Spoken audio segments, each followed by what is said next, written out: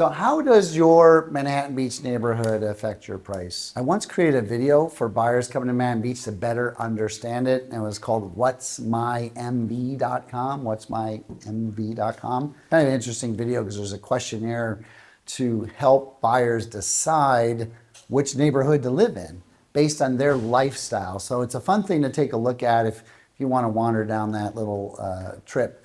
But there are 5 distinct neighborhoods in Manhattan Beach, and then there's micro markets even within those neighborhoods. So depending on where you are in the micro market of your neighborhood can have a dramatic effect on price. But it becomes more than just geographic. Location is a major factor, but I did a study on the sand section of Manhattan Beach and spent some time analyzing every different factor that affects the price in the sand section. And I'll rattle off a few, but we came up with 57 different things that affect the price of a home in the sand section. Obviously, location. West of Highland is significantly more than east of Highland.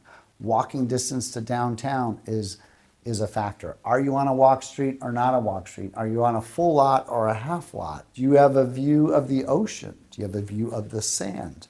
Is your view blockable or is it forever? Are you south facing? Are you north facing? Who was the builder? Who was the architect? What year was it built?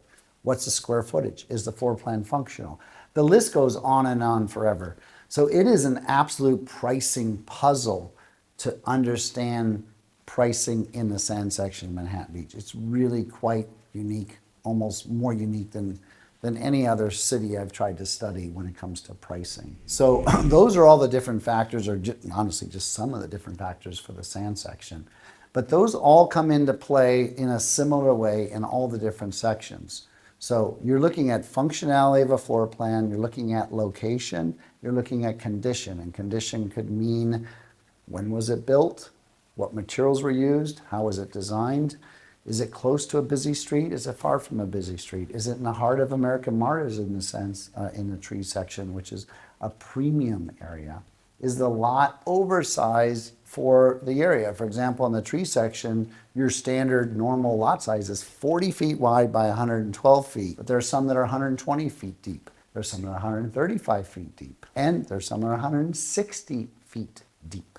So depending on the depth of your lot and the width of your lot, going to make a massive difference in price. Just in the tree section, I sold 2 homes at the same time, $1 million apart, built with the exact same floor plan, same exact architect, same time. It was $1 million more for being on 31st Street in the 600 block as opposed to being on 35th Street. Barely 2 blocks apart from each other. A $1 million price difference. And that happens in all the different sections of Manhattan Beach. You know, the other thing I talk about is what is the price gap between the tree section and East Manhattan and the hill section? And, you know, it's very interesting. Oftentimes, there's a very similar price structure in a lot of different ways from neighborhood to neighborhood. It's just the type of home either grows or shrinks. For example, in the tree section, a brand new home might sell for $5 million, maybe $5.5 million. We'll call it $5.5 million for a brand new home in the tree section. And that home is going to be 3,600 square feet on a 40-foot wide lot and 120 foot in depth. And if you could still spend $5.5 million and go to East Manhattan, but you're going to get a 4,500 square foot home, a 50-foot wide lot, and a 150-foot deep lot. So the pricing is exactly the same, you just get more for your money in East Manhattan.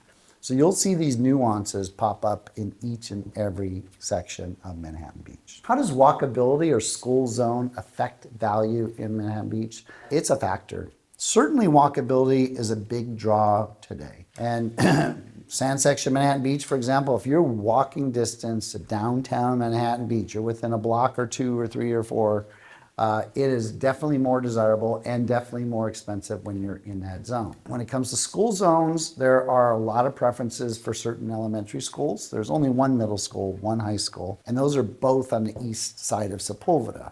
So if you want to be walking distance to all the schools, being east of Sepulveda is a plus because you can walk to the middle school, walk to the high school, walk to an elementary school. Otherwise, you're commuting all of a mile from other locations. So school zones can have an effect, especially if you've become accustomed to a certain elementary school and it's popular for you and your friends, and you all want to go to that same school. And there's just certain schools become more popular at different times, and so that can have an overall effect on value.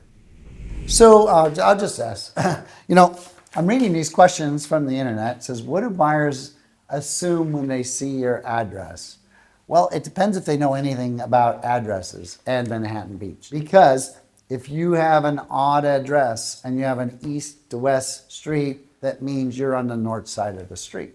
If you have an even address, you're on the south side of the street. So that means if you're in East Manhattan or the tree section, you have a south-facing backyard, and that could be a plus because your backyard is lit with sun. But if you're in the sand section, it's the opposite because you want the front of your house to be south-facing to garnish all of that light. Because when you're on the north side of the street looking north, you tend to get shadowed on the front side of your house if you want the front side of your house full of sun. So an address can tell you if you're on the north side or the south side. It can also tell you what part of Manhattan Beach you're in. It starts at the 100 block all the way down by the beach, and it just gets bigger. 200 block, 300 block, all the way as far east as the 1800 blocks. So you're basically 18 blocks from the beach in the 1800 block. The 500 block, guess how many blocks are from the beach? 5. 400, 300, 200, 100. And then it's a very orderly city. It goes from 1st Street to 36th Street, which ends around Rosecrans. So if you're on 1st Street, you're in the south end of town. If you're on 36th Street, you're on the north end of town.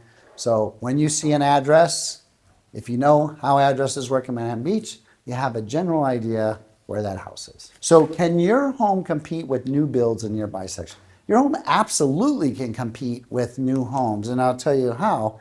One, generally, your home, if it's not new, is going to be less expensive, therefore it's competing because price is competition. Your home could be better designed and have a better floor plan than new construction. Your home may have been built by a better builder years ago than someone had just built the home today.